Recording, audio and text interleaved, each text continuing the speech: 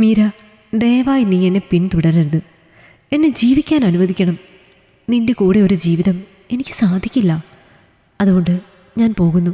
വാട്സപ്പിൽ വന്ന മെസ്സേജ് മീര വീണ്ടും വീണ്ടും വായിച്ചു. ഗോപൻ എങ്ങനെ കഴിയുന്നു? 3.5 വയസ്സുകാരി മാളു 2 ദിവസമായി അച്ഛനെ തിരക്കുന്നു. അച്ഛൻ സ്വന്തം സുഖം തേടി പോയെന്ന് എങ്ങനെ പറയും? ഗോപൻ്റെ കൈപിടിച്ച് പോരുമ്പോൾ അമ്മ മാത്രമേ സ്വന്തമായി ഉണ്ടായിരുന്നുള്ളൂ. അമ്മയും തന്നെ ഈ ലോകത്ത് തനിച്ചാക്കി. ഇപ്പോൾ ഗോപനും. 7 വയസ്സുകാരൻ ഗോകുലും ആകെ ആശങ്കയിലായിരുന്നുവെങ്കിലും എൻ്റെ കണ്ണീര് കണ്ടായിരിക്കണം ഒന്നും ചോദിക്കാൻ മുതിർന്നില്ല. നിശബ്ദമായി അവിടെയും ഇവിടെയുമൊക്കെ അവൻ്റെ സ്വാധീനം അറിയിച്ചു നിന്നു. ഇനിയും 2 ആഴ്ചയിലേക്കുള്ള സാധനങ്ങൾ അവശേഷിക്കുന്നുണ്ടായിരിക്കാം. അതിനുശേഷം ആലോചനയോടെ അവളിരുന്നു. 7-8 മാസത്തോളമായി ഗോപന് ആകെ ഒരു മാറ്റം വന്നു തുടങ്ങിയിട്ട്. ജോലി കൂടുതൽ കൊണ്ടായിരിക്കുമെന്ന് കരുതി താനും ബുദ്ധിമുട്ടിച്ചില്ല.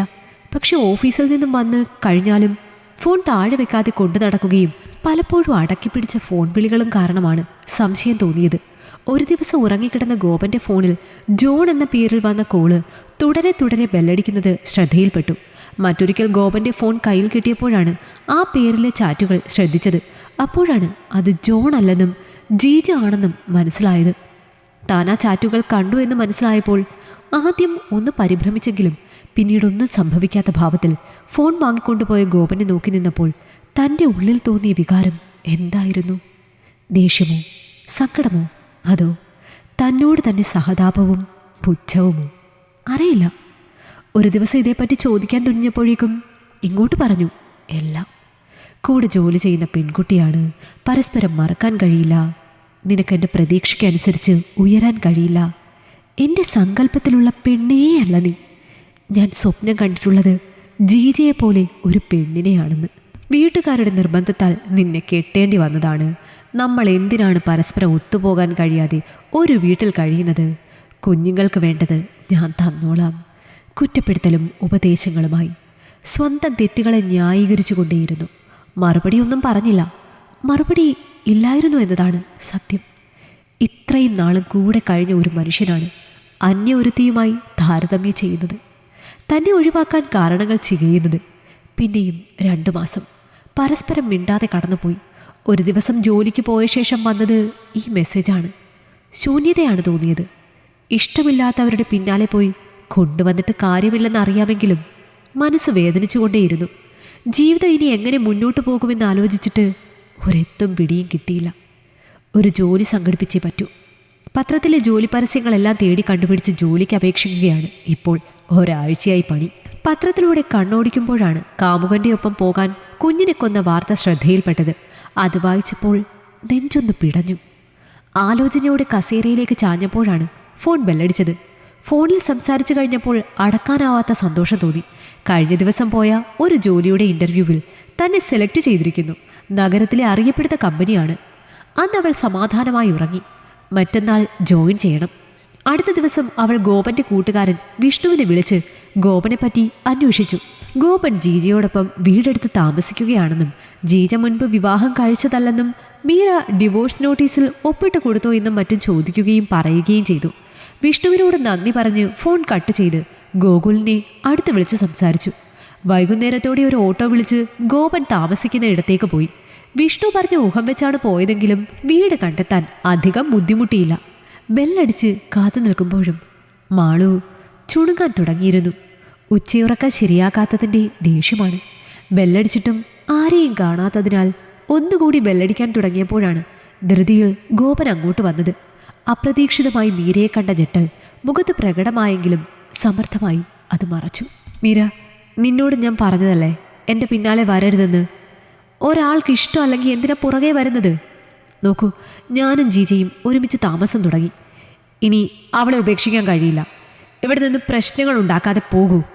സ്വന്തം ഭാര്യയെയും മക്കളെയും പുല്ലുപോലെ വലിച്ചെറിഞ്ഞ മനുഷ്യനാണ് ഒരാഴ്ചയായി കൂടെ കഴിഞ്ഞവളെ ഉപേക്ഷിക്കാൻ കഴിയില്ലെന്ന് വേവലാതിപ്പെടുന്നത്.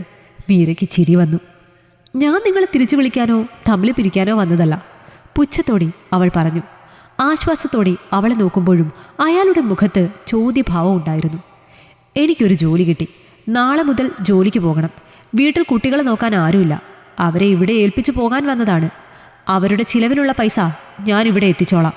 മീരയുടെ വാക്കുകൾ വിശ്വസിക്കാൻ കഴിയാതെ ഗോപൻ അന്തം വിട്ട് അവളെ നോക്കി. അതെങ്ങനെ ശരിയാകുക? ഇവിടെ നിർത്താൻ പറ്റില്ല, എനിക്ക് ജോലിക്ക് പോകണ്ടേ? ഗോപൻ ദുർബല ശബ്ദത്തിൽ എതിർത്തു. അതെന്താ ശരിയാകാത്തത്? എനിക്കും ജോലിക്ക് പോകണം. നിങ്ങൾ ഇവർക്ക് ചെലവിന് തരാമെന്ന് പറഞ്ഞ പൈസയല്ലേ ഞാനും തരാമെന്ന് പറഞ്ഞത്? എനിക്കും അധികം പ്രായമൊന്നും ആയില്ലല്ലോ. എനിക്കും ഒരു ജീവിതം വേണ്ടേ? നിങ്ങളുടെ മക്കളെ വളർത്തി ജീവിച്ചാൽ മതിയോ? മക്കളുടെ കാര്യത്തിൽ അച്ഛനും അമ്മയ്ക്കും തുല്യ ഉത്തരവാദിത്വമാണ്. ഇത്രയും പറഞ്ഞ് ചിണുങ്ങിക്കൊണ്ടിരുന്ന മാളുവിൻ്റെ ഗോപന്റെ കയ്യിൽ പിടിച്ചേൽപ്പിച്ച് തിരിഞ്ഞു നടക്കുമ്പോൾ മാളുവിൻ്റെ കരച്ചിൽ ഉച്ചത്തിലാകുകയും ആ നിലവിളി അവളുടെ നെഞ്ചു തകർക്കുകയും ചെയ്തു. എന്നിട്ടും അവൾ മുന്നോട്ട് തന്നെ നടന്നു. എന്താ ഗോപ അവിടെ ബഹളം എന്ന പെൺശബ്ദം കേട്ടിട്ടും തിരിഞ്ഞു നോക്കിയില്ല. അടുത്ത 2 ദിവസങ്ങൾ മീരയ്ക്ക് വളരെ ദുസ്സഹമായിരുന്നു. മക്കളെ കാണാത്ത സങ്കടവും അവർ അവിടെ എങ്ങനെ കഴിയുന്നു എന്ന ആശങ്കയും അലട്ടി. തന്നോടുള്ള മനോഭാവം എന്തായാലും മക്കളെ ഗോപന് ജീവനാണ്. ആ വിശ്വാസത്തിലാണ് മക്കളെ അവിടെ ആക്കിയത്. തീരെ ഇരിപ്പുറയ്ക്കാതെ വന്നപ്പോൾ വിഷ്ണുവിനെ വിളിച്ചു. ഗോപൻ 2 ദിവസം കൊണ്ട് ലീവാണെന്നും കുട്ടികളെ നോക്കി വീട്ടിലിരിപ്പാണെന്നും പറഞ്ഞപ്പോൾ ലേശം ആശ്വാസമായി. ഇടയ്ക്കിടെ ഗോപന്റെ വീട്ടിൻ്റെ മുന്നിൽ പോയി നിന്ന് കുട്ടികളെ കണ്ടുപോരുന്നു. ജോലിയും മറ്റുമായി തിരക്കായപ്പോൾ വിഷമിച്ചിരിക്കാൻ സമയം കിട്ടിയില്ല. 2 ആഴ്ച കഴിഞ്ഞ ഒരു വൈകുന്നേരം ജോലി കഴിഞ്ഞു വന്ന് അടുക്കളയിലെ തിരക്കിലാണ് പുറത്ത് ബെല്ലടിക്കുന്ന ശബ്ദം കേട്ടത്. ഗ്യാസ് ഓഫാക്കി മുൻവശത്തേക്ക് ചെന്നപ്പോൾ ഗോപൻ മക്കളെയും കൊണ്ട് നിൽക്കുന്നു. കുട്ടികളെ മടക്കി ഏൽപ്പിക്കാൻ വന്നതായിരിക്കുമോ? മീര വാതിൽ തുറന്നു. മാളു ആകെ ക്ഷീണിച്ചു പോയത് കണ്ട് അവൾക്ക് സങ്കടം വന്നെങ്കിലും അവൾ ഗോപന്റെ മുഖത്തേക്ക് തറപ്പിച്ചു നോക്കി. എന്താ? ഗൗരവത്തോടെ അവൾ തിരക്കി. മീര കുഞ്ഞുങ്ങളാകെ വല്ലാതെയായി. അതെന്താ? നിങ്ങൾ നന്നായി നോക്കിയില്ലേ? അവൾ പുച്ഛത്തോടെ ചിരിച്ചു. മീര, തെറ്റ് എൻ്റെ ഭാഗത്താണ്. നീ മാപ്പ് തരണം. തെറ്റുപറ്റിപ്പോയി. അത് പറയുമ്പോൾ ഗോപന്റെ കണ്ണുകളിൽ നീർത്തിളക്കം. എന്തു പറ്റി ഇത്ര പെട്ടെന്ന്? മടുത്തുപോയോ? നിങ്ങൾ പറഞ്ഞ കുറവുകളൊക്കെ ഇപ്പോഴും എനിക്കുണ്ട്. നിങ്ങളുടെ പ്രതീക്ഷയ്ക്കൊത്ത് ഉയരാനോ നിങ്ങളുടെ സങ്കല്പത്തിലെ പെണ്ണാകാനോ എനിക്ക് കഴിയണമെന്നില്ല. മീര വിട്ടുകൊടുത്തില്ല. നീ എനിക്ക് മാപ്പ് തരണം. തല കുനിച്ചു നിൽക്കുന്ന ഗോപനെ കൂടുതൽ ചവിട്ടിത്താഴ്ത്താൻ തോന്നിയില്ല. എൻ്റെ മക്കളെ ഓർത്തു അവർക്ക് വേണ്ടി മാത്രം ഞാൻ ക്ഷമിക്കാം. അവർക്ക് അച്ഛന് മാത്രം മതി. എനിക്ക് ഭർത്താവിനെ ആവശ്യമില്ല. സ്വന്തം കാലിൽ നിൽക്കാനുള്ള കഴിവ് ഇന്നെനിക്കുണ്ട്. ഞാൻ കാരണം എൻ്റെ മക്കൾക്ക് അച്ഛൻ നഷ്ടമാകണ്ട. മാളുവിനെയും എടുത്ത് ഗോകുലിനെയും ചേർത്ത് പിടിച്ച് അവൾ അകത്തേക്ക് നടക്കുമ്പോൾ തല കുനിച്ച് ഗോപനും അകത്ത് കടന്നു. മാളുവിനെ കുളിപ്പിച്ച് ആഹാരം കൂടി തുറക്കുമ്പോഴൊക്കെയും തങ്ങളുടെ പേരും പറഞ്ഞ് അച്ഛനും ജീജി ആൻറ്റിയും വഴക്കിട്ടതും ജീജി ആൻറ്റി വീട് വിട്ടു പോയതും ഗോകുൽ പറഞ്ഞുകൊണ്ടേയിരുന്നു. അതൊക്കെ കേട്ടപ്പോൾ മീരയുടെ ചുണ്ടിലൊരു ചിരി വിടർന്നു. വിജയിയുടെ ചിരി. ഈ കഥ നിങ്ങൾക്കിഷ്ടമായെങ്കിൽ ലൈക്ക് ചെയ്യൂ. നിങ്ങളുടെ അഭിപ്രായങ്ങൾ കമന്റായി രേഖപ്പെടുത്തൂ. കൂടുതൽ കഥകൾ കേൾക്കാൻ ഈ ചാനൽ സബ്സ്ക്രൈബ് ചെയ്യൂ.